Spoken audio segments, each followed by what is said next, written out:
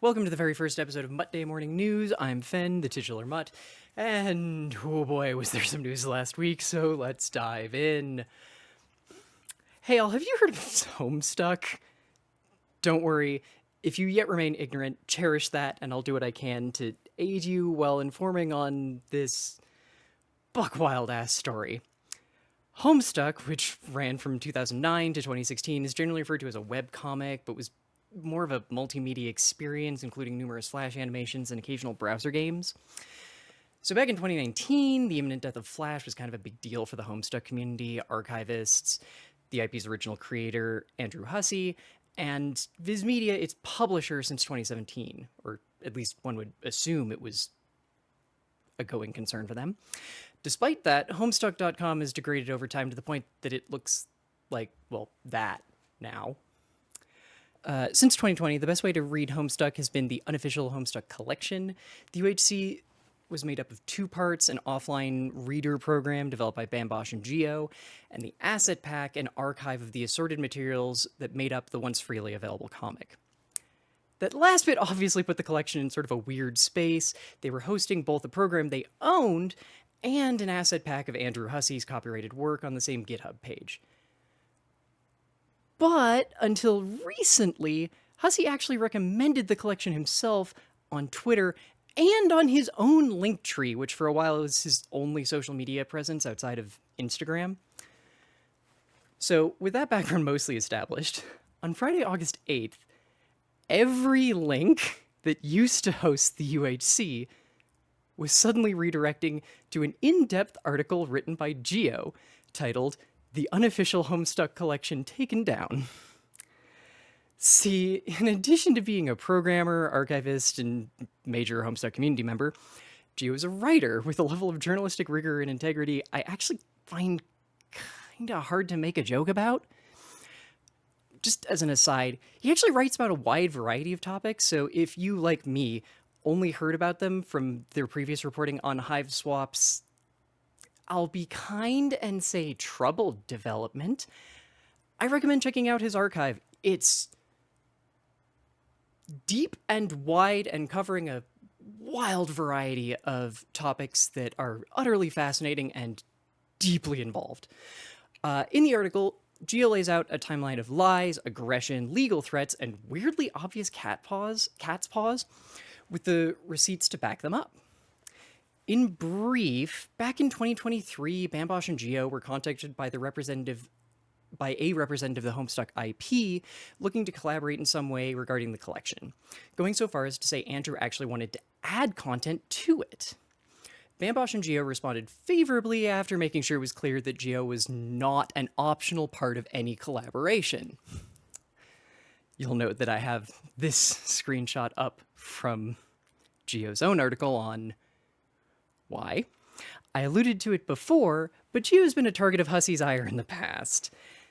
They have a history of uncovering mind games played within Hussie-associated enterprises, which generally have not responded favorably.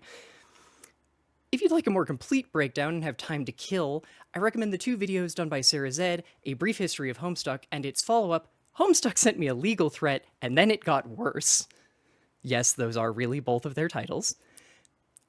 As for this current thing, according to Geo's article, over the next 2 years, Andrew, through barely veiled proxies, people pleasers he'd placed in management roles, and incessant use of ridiculously overreaching NDAs, systematically isolated first Bambosh, then Geo, in an attempt to gain direct ownership of the UHC and force Geo to not only recant years of in-depth reporting on Hussie's activities, which he continuously refers to as blackmail,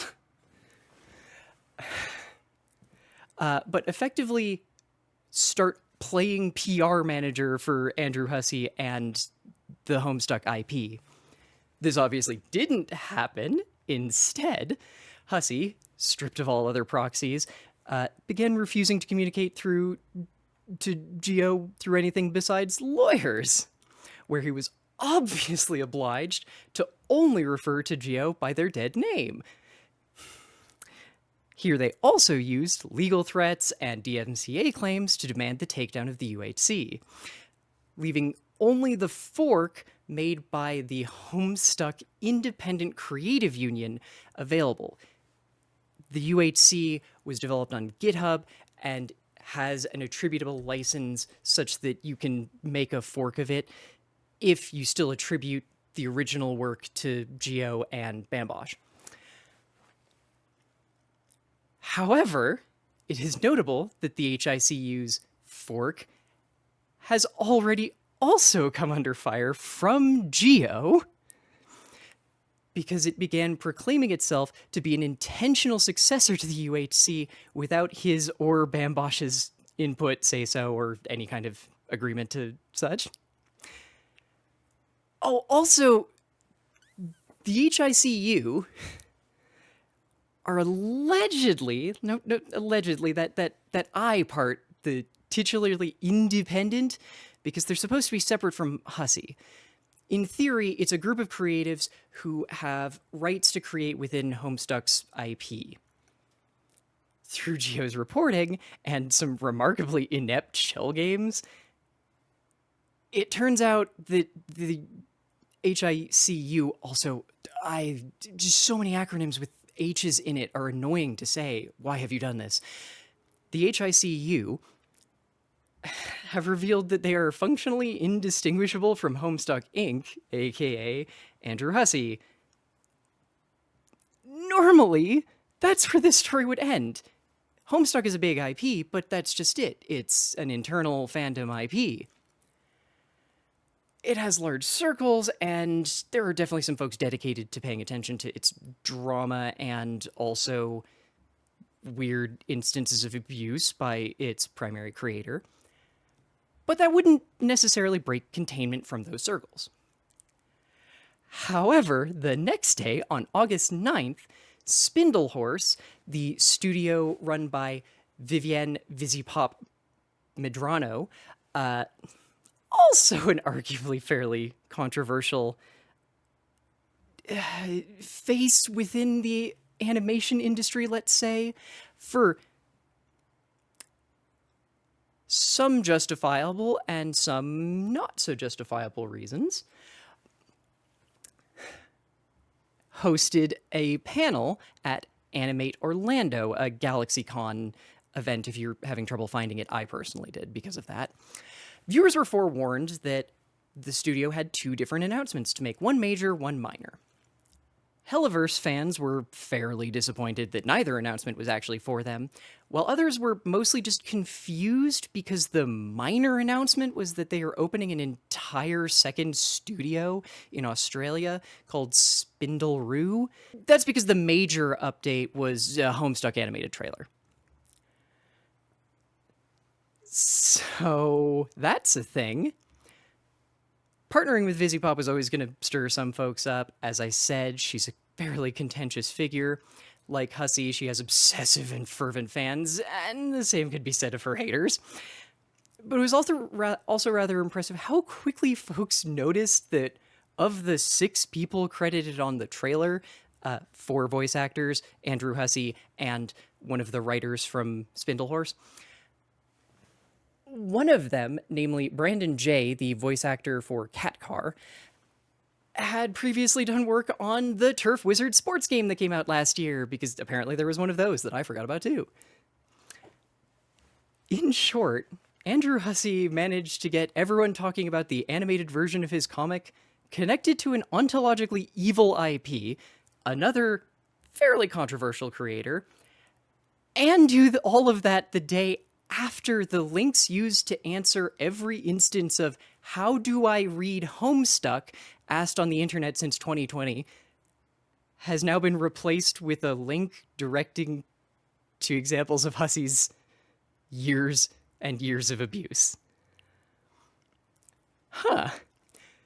Like I said, y'all should go read Geo's article. It's very long, but also fascinating and kind of an interesting look into the perspective of a person who doesn't seem to have theory of mind, which is kind of impressive. I don't mean Geo, to be clear here. I think you'll parse who I mean if you go read it. Before I leave you, though, I'd like to give you one major quote from Geo's article. And I need to stress that this was written by someone who has spent years of their life archiving, supporting, and doing, quite frankly, a lot of work for this comic fandom and community at great personal expense to almost no monetary benefit. Quote, Homestuck is art. It is an important literary work, but it's far past time for it to go full Hatsune Miku. Make the fan art. Love the comic. Talk about the work. Go to prom. Make conventions and celebrate the wonderful community Homestuck has fostered. Be excellent to each other. If you can get some sort of free license without putting yourself at someone else's mercy, go for it. But it's time for Homestuck as a corporation to be fully over. Let the fan scene thrive, but if you see an outstretched hand, cut it off. For Homestuck to continue under any form of Andrew's leadership is to condemn it to the rot with the Harry Potters and Dilberts of history. That was said before the trailer came out, and folks realized there was also already an association with the Turf Wizard game. So, in other news, while the payment processor story continues to develop and add fun new wrinkles, there's a secondary issue fermenting in the background: the tyranny of platforms. Digital storefronts like Steam and Itch offer some fairly solid benefits. They centralize access to games, come with built-in user base as well as community management tools, and they can provide discoverability, especially in the hellish world of the modern internet, where Gen AI and sponsored searches have enshittified search engines. But many, especially trans and lesbian authors, have had their faith in Itch shaken. When the Trans Feminine Review broke the story on Itch's censorship on July 24th, they included a verified list of dozens of books that had been delisted from Itch. Many, though not all, quickly returned before publishing. Others, like the DD Calculus, only returned on August 6th, though many still remain missing. This does seem to indicate de-index content is being reviewed under some new standards, but for whatever reason, those standards are still being hidden from sellers on Itch. Many were also concerned about payouts. Itch has a one-strike, no-appeals policy for creators whose content violates their terms of service. However, through a special exemption of their own goodwill, Itch is not enforcing it on those affected by this situation. This is notably not a contractual obligation, but a choice that they're making, which leaves many concerned that it's also a choice they can easily unmake.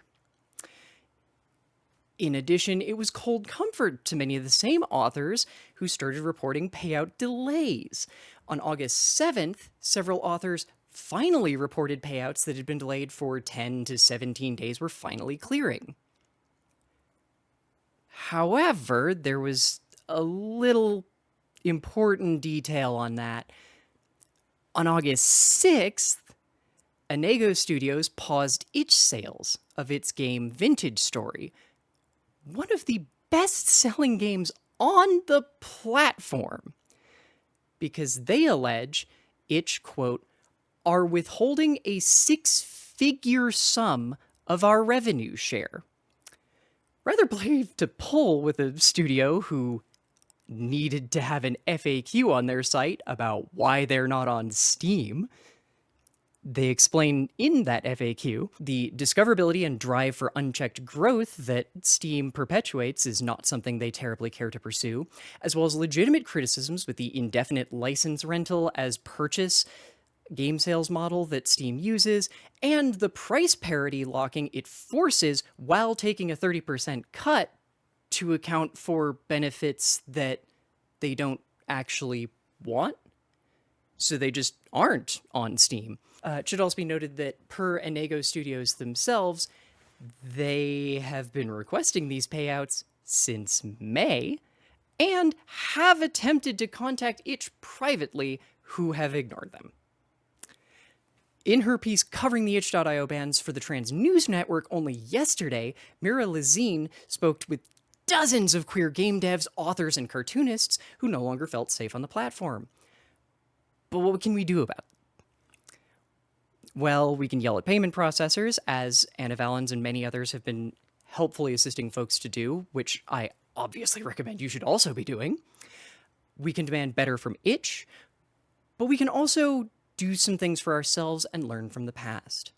I've seen a few old school cartoonists talking about doing mail order forms where just, from a magazine, cut out, or in this case, print out, mark off what you want, slap in an envelope with cash, check, or money order, and send off to the artist, who will then email or mail whatever you bought to you, circumventing pay pros entirely.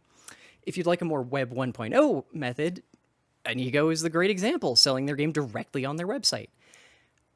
While that's an answer, it's not quite so simple for those making queer, transgressive, or sexually artistic works, since there's a lot of attempts to just strip those entirely from the internet and taking money for them. It's also asking a lot of, say, a solo developer or a self-published first-time author to handle just to make money off of their art, which is where projects like Conjured Inc. come in. It's an effort out of trans-authorial circles specifically to kind of centrally decentralize.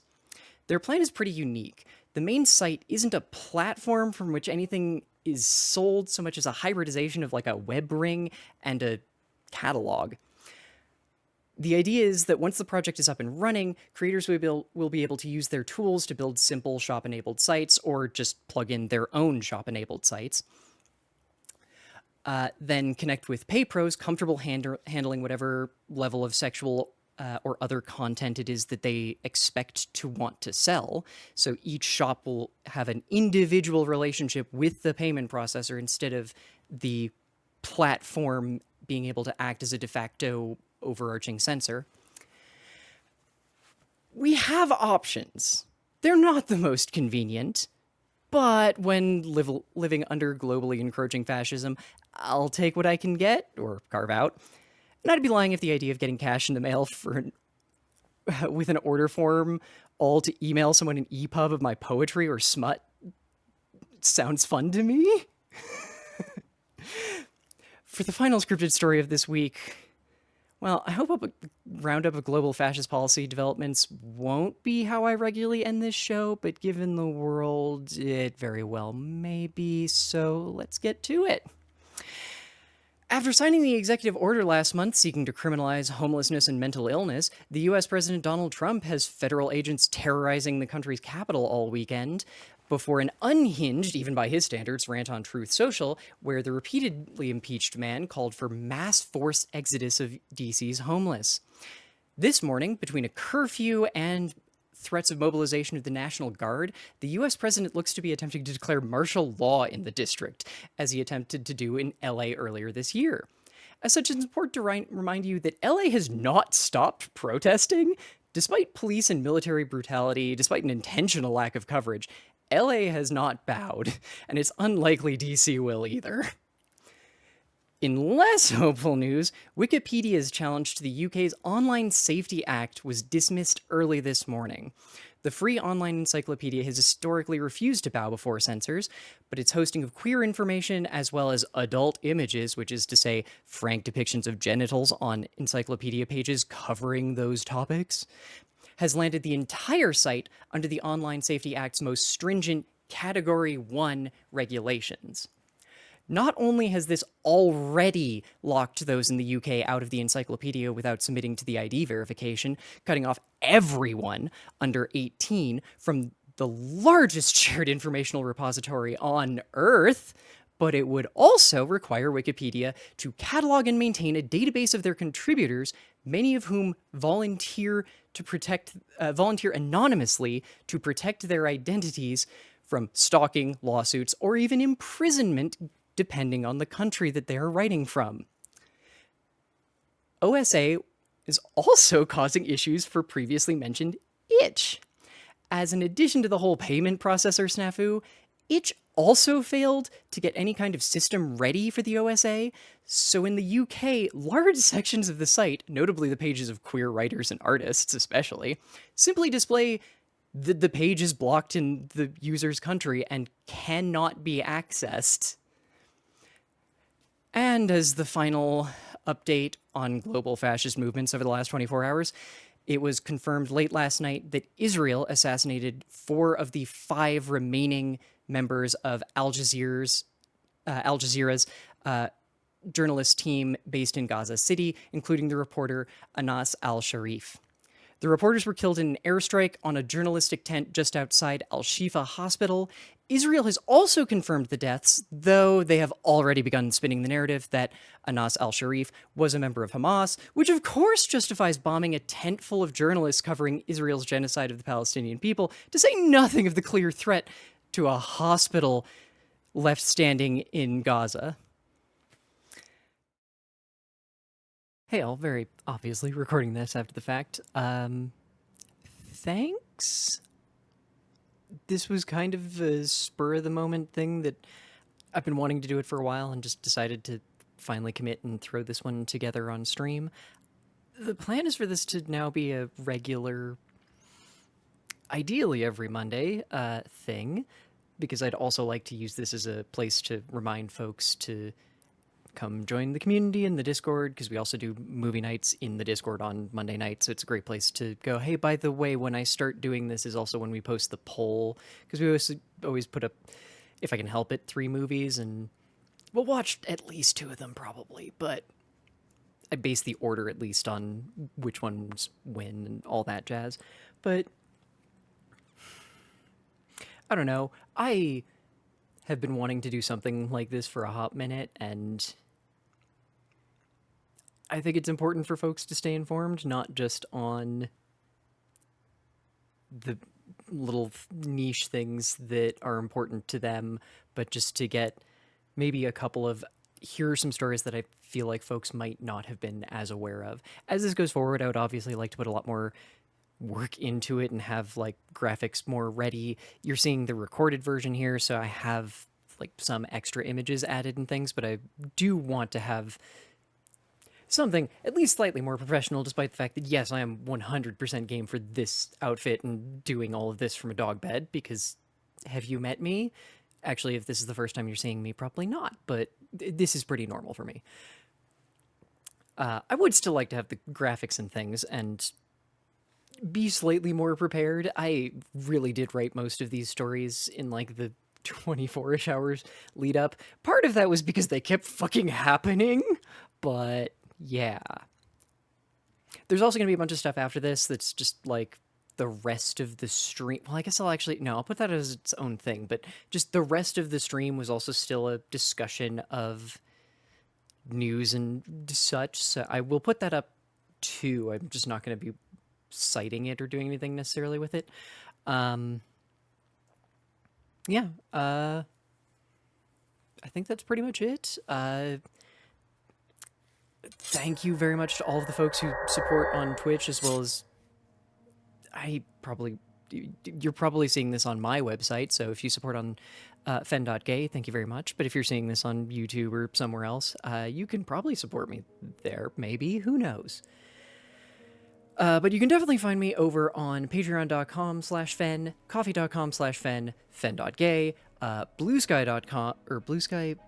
So how the hell does Blue Sky... Go to Blue Sky and it's fen.gay there too. Yeah, you can find all of my written work at all those places, and I need to collate my poetry at some point too, because I've done a bunch of silly stuff with that. I will be back on Thursday, Friday, and Saturday, or Friday, Saturday, Sunday this week for game streams. If you're in the Discord, the schedule's there. If you're not, I will hopefully have it up on the website once I remember where to do that. I used to do that. Yeah, thank you very much to April, Fragile Paper, Manfred, Pinball Witch, Pimento, and Yalk for supporting the stream. I literally could not do this without all of y'all, but thank you as well if you subscribe on Twitch, if you throw bits on Twitch, if you support through the weird donate button on my website. I can't make it not say donate. There's a reason why I'm trying to get off my web host. Because it's just a tip, but thank you. Yeah. I have a great time all, and is be excellent to each other a Homestuck thing? I thought that was just an old internet thing, but now that it was in the Geo quote that I read, I'm concerned that it's a Homestuck thing, and I had no idea. Anyway, without understanding if it is, be excellent to each other. Bye? Bye.